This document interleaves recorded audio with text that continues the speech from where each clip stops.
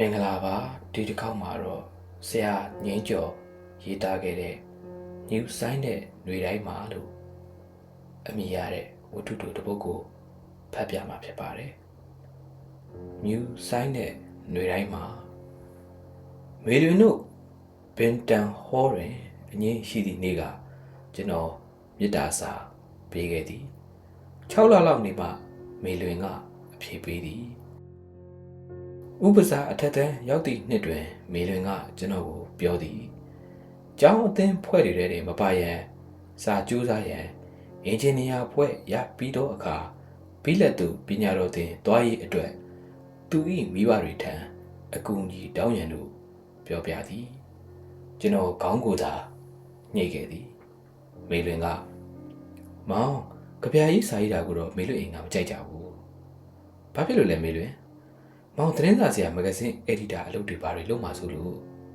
ကျွန်တော်စာဖတ်ဝါသနာပါသည်ကိုမေလွင်သိသည်ခန္ဓာလောကအိုးဝေတက္ကသိုလ်ကျောင်းတဲ့မဂဇင်းနဲ့တကုံမဂဇင်းတွေထဲတွင်ဝတ္ထုတူစောင်းပါအနှဲငယ်ကျွန်တော်ရေးသည်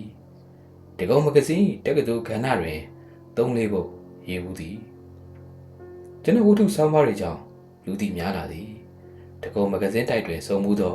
စာရေးဆရာကြီးတွေကချီကျူအားပေးကြသည်စာရေးဆရာအက်ဒီတာအလုပ်ကိုသဘောကျလာသည်ထို့အကြောင်းကိုကျွန်တော်သည်မေလွင်ကိုပြောပြခဲ့သည်ခွာညိုပွင့်တွေတဝေဝေနဲ့ဝတ္ထုတူသည်ပထမအဆုံးစရေးလိုက်သောအချစ်ဝတ္ထုထိုဝတ္ထုတဲကမင်းသမီးသည်လွင်သ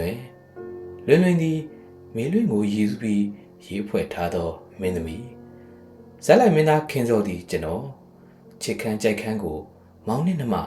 တားနှင့်အမိဖတ်၍ရအောင်ကျွန်တော်ရေးသားထားသည်ဝတ္ထုစာအုပ်ချုပ်တွင်ညင်ညင်ညံ့ညံ့ရေးဖွဲ့ပုံမျိုးကျွန်တော်မရေးချစ်သူတိုင်းတီတီတာတာပြောကြပုံကိုမကလက်အောင်ရေးသည်ဘဝကိစ္စဂုံရင်မတူသဖြင့်ရှေးရေးမကောင်းနိုင်ဘူးကိုစိုးရင်သောကိစ္စတွေပြောဆိုကြသည်မင်းသမီးကမိဘစကားကိုနားထောင်သွားသောကြောင့်မင်းသားကြံ့ရစ်ဖြစ်ရပုံတွေရေးထားသည်မင်းသားလမ်းစွတ်ကြေခွဲပြီးဆက်သိမ်းခဲ့သည်မောင်ဝတ္ထုကလည်းနမိတ်မရှိနမမရှိမေလွင်နှစ်သက်ပုံမရပဲဝတ္ထုပဲမေလွင်ရဲ့ဖက်လို့ကောင်းလားကောင်းတော့ကောင်းပါလေစိတ်စနှုတ်စနှောက်မဖြစ်စမ်းပါနဲ့မေလွင်ရဲ့ဖူးစာမှန်ရင်ပေါင်းရမှာပေါ့မောင်မူဒီကမြတ်တာဘယ်လောက်ရှိတယ်ဆိုတော့မောင်သိလားသိတာပေါ့မေလွင်မျက်နှာသည်ဖိုးလာမင်းထက်ပင်လင်းထိန်သွားသည်ဟုကျွန်တော်စိတ်မှာထင်သည်အညာမနေသည့်ကျွန်တော်မိဘထံမှငွေပို့လိုက်သည့်နေ့ကမေလွင်နှင့်ကျွန်တော်တို့ရုပ်ရှင်ကြည့်ကြသည်ရုပ်ရှင်ကြည့်ပြီးမကိုလန်းတွင်စိတ်သားပလာတာစားသည်ထို့နောက်ဖာလူတာတောက်ကြသည်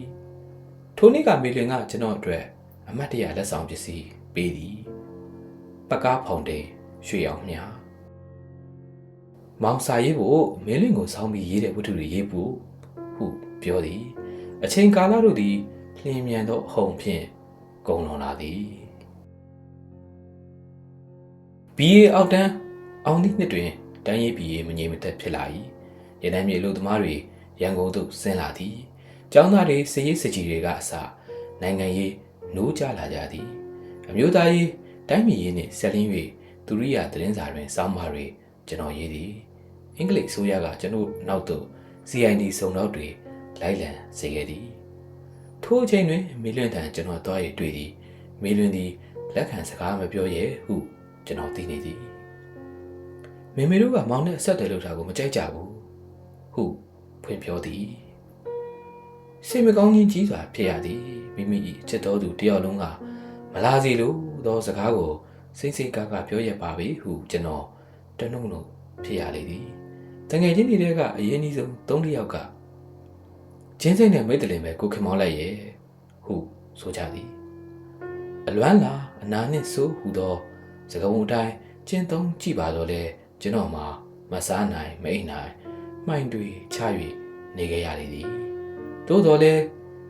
တိုင်းပြည်ကြီးပေါက်နေကြည်ဆိုသည့်အတိုင်းအချင်းတွေပေါ်ပေါက်လာရာကမင်းလွင်သည်ကျွန်တော်ကိုအမြဲတစေမအောင်မေ့စေနိုင်အားတော့တမကကိုအောင်ဆန်းတို့လူစုဗမာပြည်ကပျောက်သွားပြီအင်္ဂလိပ်စုံတော်တွေကဘသူအိမ်ကိုဝိုင်းတယ်ဘသူကိုပင်ဖမ်းသွားပြီ အဆရှိသောသတင်းတွေကတီတူဖြစ်လာ၏ကမ္ဘာစစ်ကြီး၏ရိပ်ရောင်သည်ကမ္ဘာကောင်းကင်တွင်ညှို့လာလေသည်ဂျာမနီဂျပန်အီတလီအင်္ဂလိပ်အမေရိကန်ပြင်သစ်ရုရှားနိုင်ငံတို့၏ခြေနှံသတင်းတွေကနေသတင်းစာညသတင်းစာတိုင်းတွင်အပြည့်ဖြစ်လာ၏BAA ဘောလုံးကွင်းထဲသို့ဗမာတပ်မတော်ဝင်လာပြီးနောက်တပတ်အကြာတွင်မေလင်တို့လက်ထပ်သတင်းကိုကျွန်တော်ကြားလိုက်ရသည်ထိုအချိန်တွင်ကျွန်တော်သည်လူသိထင်ရှားသောသတင်းစာဆရာဝတ္ထုရေးဆရာမေလင်လက်ထပ်လိုက်သောသူသည်မြို့ပိုင်တယောက်ဟုသိရသည်မေလင်ကိုမြောင်းလင့်ဆောင်စားသောစိတ်သည်မှင်ပြဲတကယ်လို့ဖြစ်သွားလေ၏တမတော်ထဲတွင်မင်္ဂလာတုံပိုတင်တန်းပထမပတ်မှစ၍အမှုထမ်းချိန်၌တာဝန်တွေကြောင့်စာမရေးနိုင်ခဲ့ရှင်းနှစ်တော့စာပြန်ရေးမယ်ဟုအားခဲ့တော်လဲမရေးဖြစ်ခဲ့လွတ်လပ်ရေးရပြီး2နှစ်အကြာတွင်အညာရှိမိဘဆွေမျိုးတွေကပေးစားသောမိန်းကလေးကိုကျွန်တော်လက်ထပ်ခဲ့သည်အိမ်နောက်တာဝန်တွေအလုပ်တာဝန်တွေကြောင့်စာရေးမိကြံတော်လဲ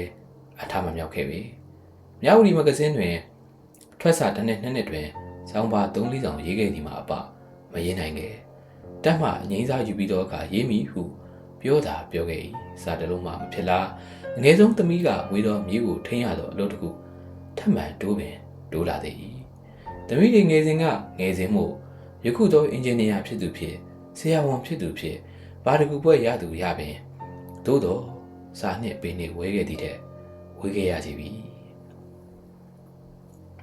ကိုခင်မောင်လက်ဝတ္ထုပြန်ရေးခြင်းမူလားတကုံမဂ္ဂဇင်းမှာအတူရေးခဲ့သူတွေမှာတယောက်စာနှစ်ယောက်စာနဲ့ပြန်ဆုံတော့အခါမေးကြသည်ကျွန်တော်ကခေတ်ကတမျိုးစီဖြစ်ကုန်ပြီထင်ပါရဲ့ဗျာစောင်းမတို့ဘာလို့တော့ရေးရင်တဲ့စိတ်ချမ်းသေးတယ်ဗျပြန်တွေးတော့အခါ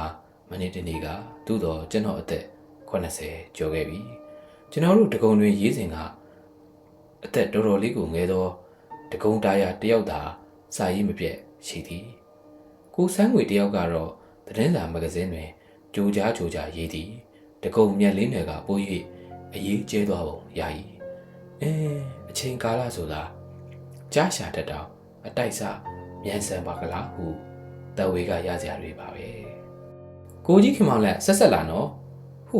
ခင်မမကဖိတ်ထား၍လာရ၏ဒူနာမပြောက်၍ဟိုးတီမသွားခြင်းတမက်ဖြစ်သူကကားမောင်းပို့ပေး၍ခင်မမတို့ခရင်ခင်းရာဘုန်းကြီးကျောင်းသို့ရောက်ရလေ၏ခင်မမသည်ကျွန်တော်တို့ကျောင်းမှထွက်သည့်နှစ်ကရောက်လာသောကျောင်းသူ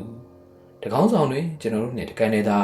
စင်ပောင်ဝဲသားအေးကျူ၏နှမဝမ်းခွဲဖြစ်လေသည်ခင်မမသည်မိဟောင်းဆွေဟောင်းကိုမတွေ့အောင်စုံစမ်းရှာဖွေဆက်တွေ့တဲ့သူဖြစ်သောကြောင့်ဘယ်သူဘယ်မှရှိမရှိသိရလေသည်တစောင်းထဲတွင်အပြည့်တဲ့ကျဲပါလာသောအချိန်တွင်ခင်မမကအမျိုးသမီးကြီးတူကိုကျွန်တော်စီကိုခေါ်လာကကိုကြီးမှတ်မိလားနေရောင်နဲ့တက်နေ၍မျက်မှောင်ချီလက်ဝါးကာပြီးကြည့်ရ၏60ကျော်များရှိမည်တဘိုးတီးကဲ့သို့ဝါဖိုင်ရှိ၏ရွှေကားမျက်မှန်တက်ထားသည်သပင်တွေဖွေးနေ၏မျက်ခွန်တွဲပါးမြိုင်ပုံမေးဆုံ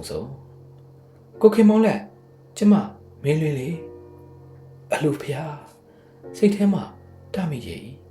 သူအသက်ထင်ရှားရှိနေပါကလားဟုတွေးမိအော်ဝမ်းသာစရာပဲခုပမာနေလဲမေလွင်ပါရမီကသမီးလက်အိမ်မှာနေတယ်ကိုခင်မောင်လက်ကိုတမိုင်းဘက်မှာနေတယ်